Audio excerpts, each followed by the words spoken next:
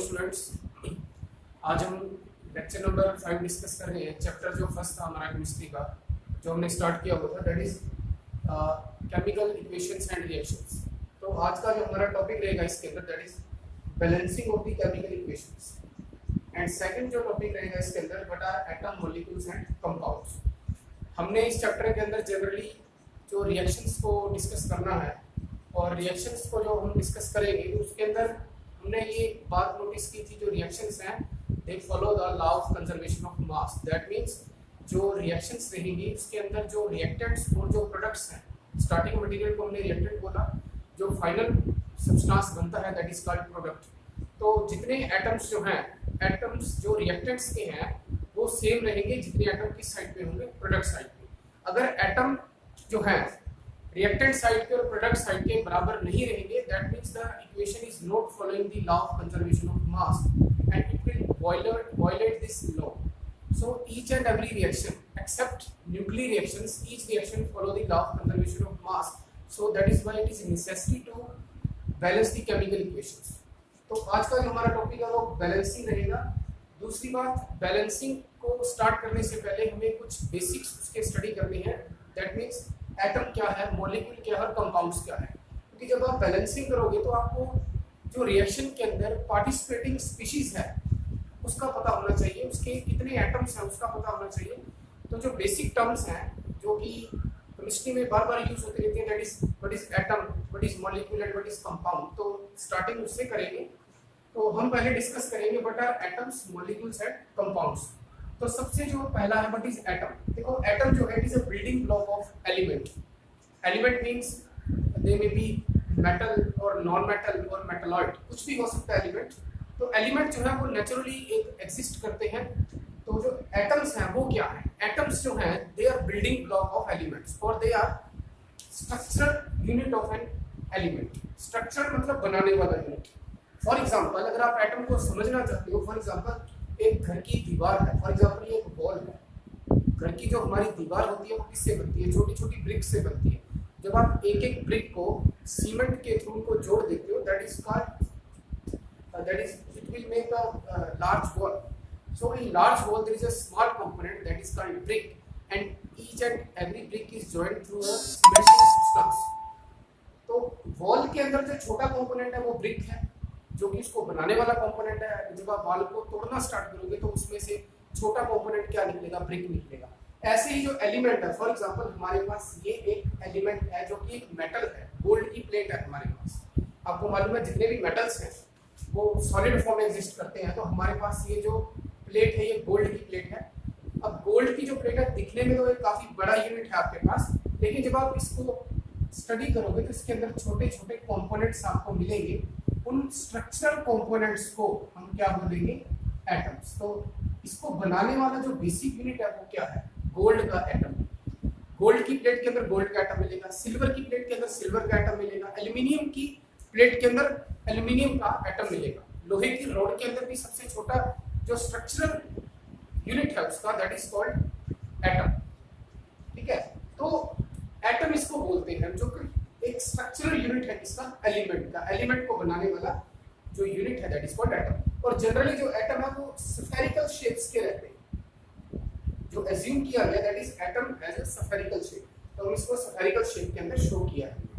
तो ये तो था एटम। इसके बाद आ जाता है मॉलिक्यूल्स। क्या होते हैं मॉलिक्यूल्स? जो है वो ऐसे कंपोनेंट है when two same atoms combine with each other through a chemical bonds. Molecule तब बनता है जब सेम एटम्स जो होते हैं वो कंबाइन करते हैं एक दूसरे के साथ। ये कंबाइन क्यों करते हैं ये एक सेपरेट टॉपिक है। जिन एटम्स के इलेक्ट्रॉन जो हैं आउटर शेल में कंप्लीट नहीं होते, 9th क्लास में भी आपने स्टडी किया होगा, वो एटम्स जो है वो केमिकल बॉन्डिंग करते हैं। फॉर एग्जांपल हाइड्रोजन और हाइड्रोजन आपस में कंबाइन करते हैं, इनके अंदर एक बॉन्ड बनता है। बॉन्ड का मतलब जो दो एटम्स को आपस में कनेक्ट करके रखता है। फॉर एग्जांपल ये एक एटम है, ये दूसरा एटम है, ये दोनों आपस में जुड़ जाएंगे। तो इनको जोड़ने वाली जो फोर्स है that is called chemical bond. Different type के केमिकल बॉन्ड्स हैं, आयनिक है, कोवलेंट है, कोऑर्डिनेट कोवलेंट बॉन्ड्स हैं। तो जब दो सेम एटम्स, मॉलिक्यूल यही है जब दो सेम एटम, ये हाइड्रोजन का एटम है, ये भी हाइड्रोजन का एटम है, दोनों मिलकर कंबाइन करके H2 को बना रहे हैं।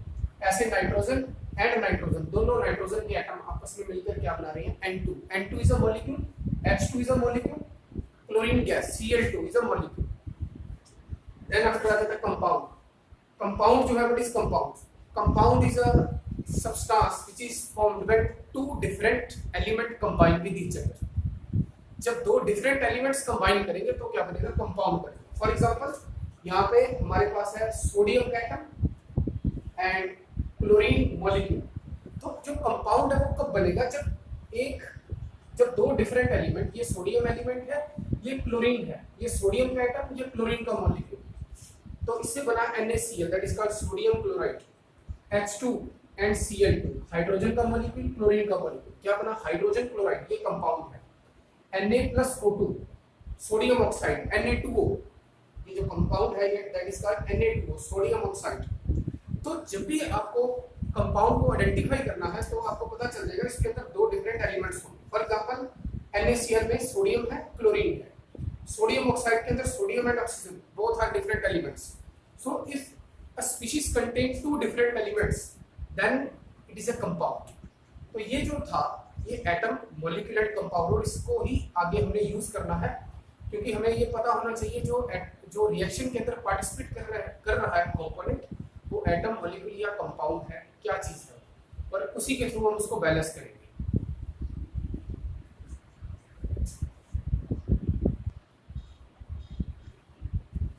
तो स्टूडेंट्स जो बैलेंसिंग है, बैलेंसिंग कैसे स्टार्ट की जाती है इसको आप अच्छे से समझ लेंगे क्योंकि it is the most important topic of this chapter, and if we consider chemistry from the viewpoint of chemistry it is important.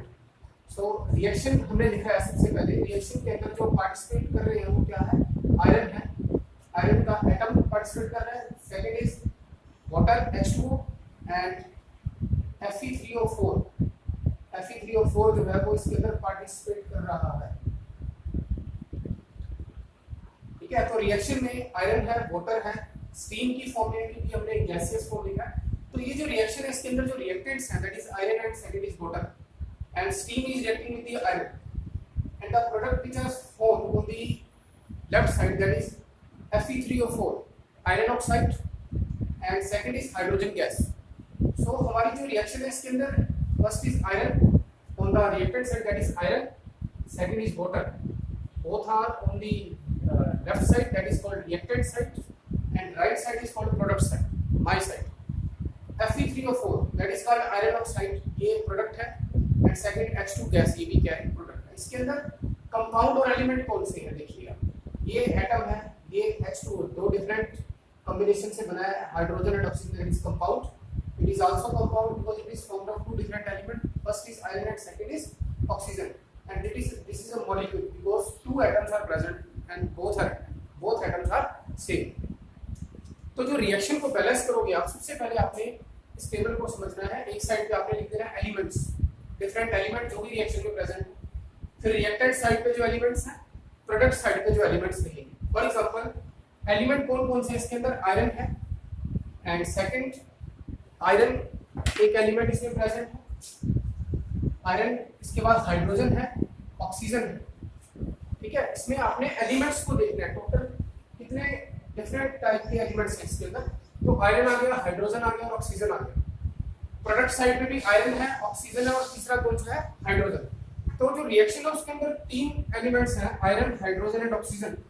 तो तीनों एलिमेंट्स जो है उनको आप इस साइड पे लिख दोगे जो डिफरेंट एलिमेंट्स. ऐसे ही रिएक्टेंट साइड पे भी same kind of elements present है. first is iron, second is hydrogen and third is oxygen.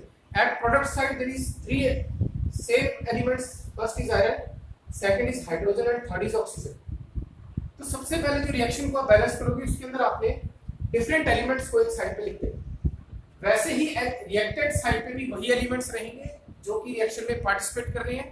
And similarly at product side type of element will be same. So at reactant side iron, hydrogen and oxygen and at product side there is a iron, hydrogen and oxygen. Iron के सामने आप iron को लिखोगे for your easiness, आपको balancing में आसान रहेगा. Hydrogen के सामने हाइड्रोजन, ऑक्सीजन के सामने ऑक्सीजन. अब जितने इनके नंबर आपको पता चल रहे हैं एटम्स के या जो एलिमेंट हैं उनके कितने एटम्स हैं वो लिख लीजिए। आयरन का एक है क्योंकि इसके आगे कुछ नहीं लगा हुआ। रिएक्टेंट साइड पे आयरन का एक एटम प्रेजेंट, ठीक है, एक एटम इसका क्या है प्रेजेंट। इसके बाद हाइड्रोजन का रिएक्टेंट साइड पे दो एटम प्रेजेंट है।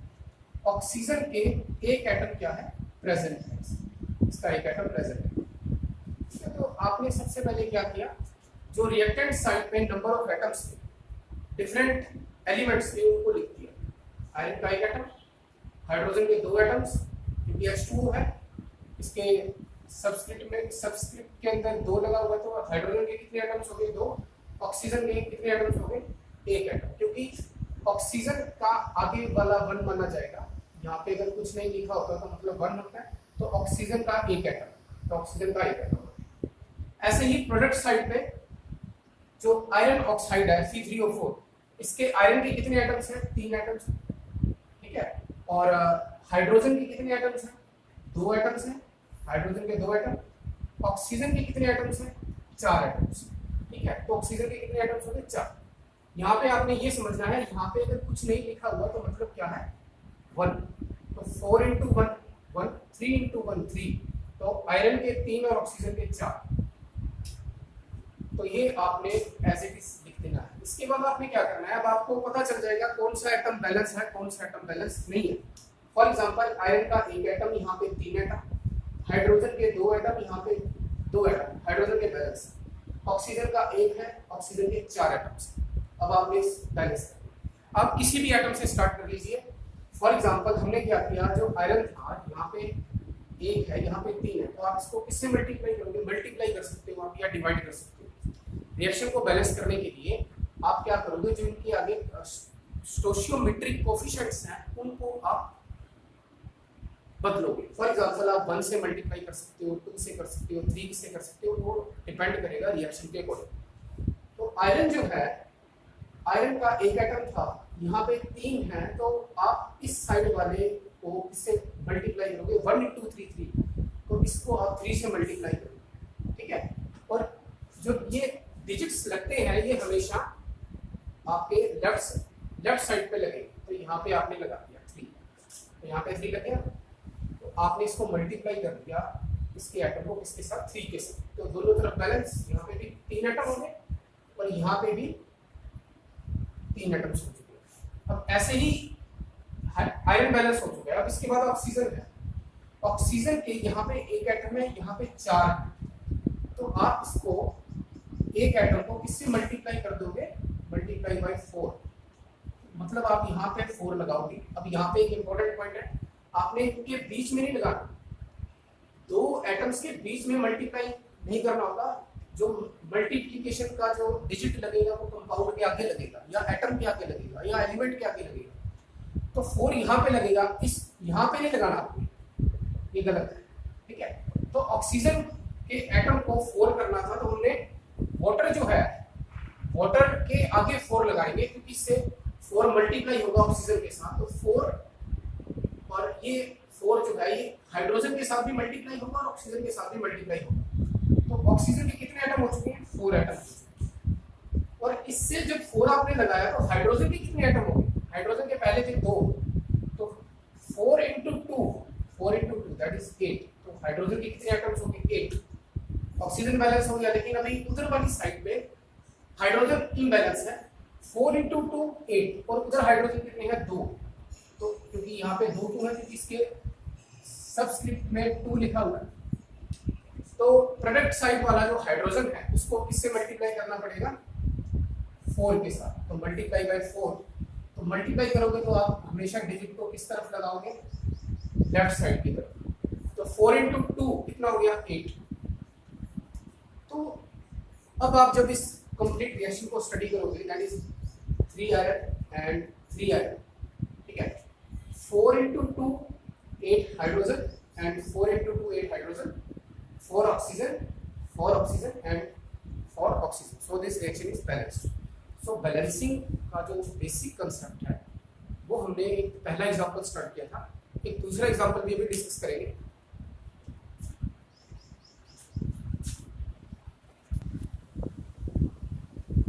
So student जो second example है that is reaction of N2 and H2 and formation of ammonia. So in second reaction at reactant side there is two different molecule that is N2 and H2.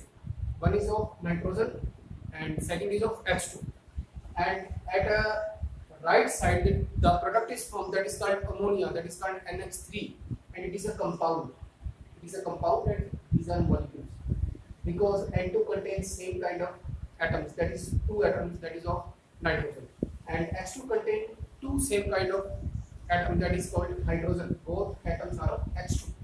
So there is two atoms and both atoms are of hydrogen. And at a right side there is a NH3, that is compound because one atom is of nitrogen and second is of hydrogen. So we are seeing that the reaction is balanced or unbalanced. So at a reactant side there is a two atoms of nitrogen के दो atoms हैं. At a product side there is a one atom of nitrogen because if there is a no disease, that means there is a one. So nitrogen का एक atom 1 multiplied by 1, so nitrogen का one atom, and hydrogen 3 into 1, that is called 3. So the reaction is unbalanced. So we have to balance this reaction. So same रहेगा element, reactant, product. Element कौन से participate कर रहे हैं? Element तो दो ही हैं. One is nitrogen and second is hydrogen. And at a product there is a two element, that is nitrogen and hydrogen. So nitrogen, hydrogen. At reactant side there is a two element, nitrogen and hydrogen. Element की बात कर रहे हैं. अब आप ऐसे मत सोच लेना ये चार एलिमेंट तो दो ही हैं, उनके एटम अलग अलग हो सकते हैं. सो नाइट्रोजन एंड हाइड्रोजन दो एलिमेंट है, नाइट्रोजन एंड हाइड्रोजन. और प्रोडक्ट साइड पे भी नाइट्रोजन एंड हाइड्रोजन ही है, क्योंकि अमोनिया जो कंपाउंड है इसमें दो ही एलिमेंट्स हैं. First is nitrogen and second is hydrogen. Number उनका अलग है, हाइड्रोजन के 3 है, नाइट्रोजन का 1 है, लेकिन एलिमेंट तो दो ही है. पूरी रिएक्शन में दो एलिमेंट्स हैं, nitrogen and hydrogen. So different जो एलिमेंट्स थे वो लिख दिए हमने. Elements nitrogen and hydrogen reactant side पे भी वही है, प्रोडक्ट साइड पे भी वही एलिमेंट्स क्या है प्रेजेंट. अब इनके नंबर लिख दीजिए जो कि दिए गए हैं. नाइट्रोजन के 2 एटम्स हैं तो 2 लिख दिया, हाइड्रोजन के 2 एटम है तो 2 लिख दिया. इस साइड पे नाइट्रोजन का 1 एटम तो 1 लिखा, हाइड्रोजन के 3 एटम्स तो 3 लिखा. अब इसको बैलेंस करना है.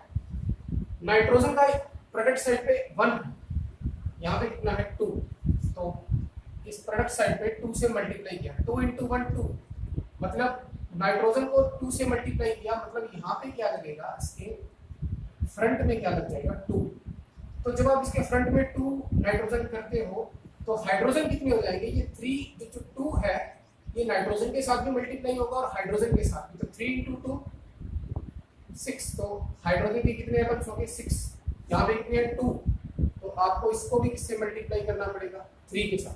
तो मतलब फ्रंट पे यहाँ पे क्या लगेगा 3 into 2 6, तो यहाँ पे हाइड्रोजन के कितने होंगे 6. तो द रिएक्शन इज बैलेंस्ड.